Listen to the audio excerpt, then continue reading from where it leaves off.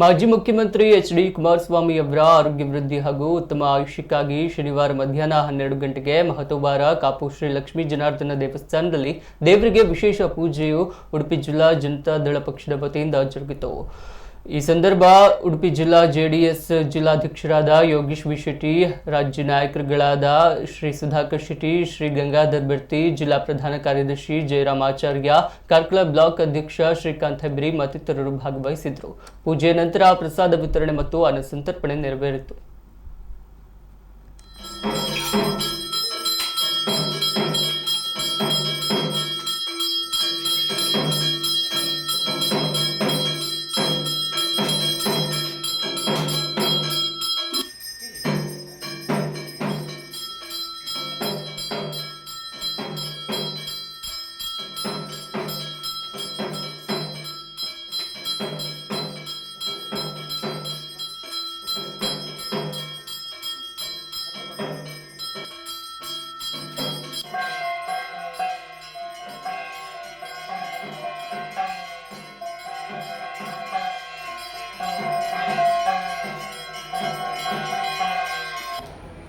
ಚುನಾವಣೆಗೆ ಮೊದಲು ರಾಜ್ಯಾದ್ಯಂತ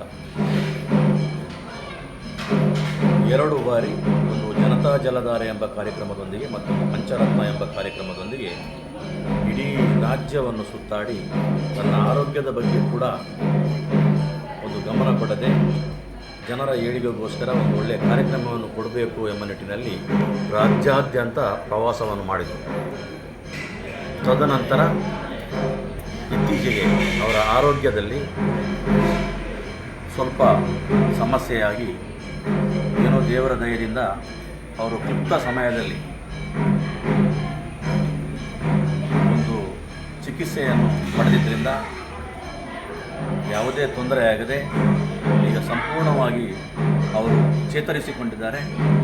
ಮುಂದಿನ ದಿನಗಳಲ್ಲಿ ಪಕ್ಷದ ಸಂಘಟನೆ ಹಾಗೂ ರಾಜ್ಯ ಪ್ರವಾಸವನ್ನು ಕೈಗೊಂಡು ಪಕ್ಷವನ್ನು ಸಂಘಟಿಸುವಂಥ ಕಾರ್ಯಕ್ಕೆ ಪ್ರವೃತ್ತರಾಗಿದ್ದಾರೆ.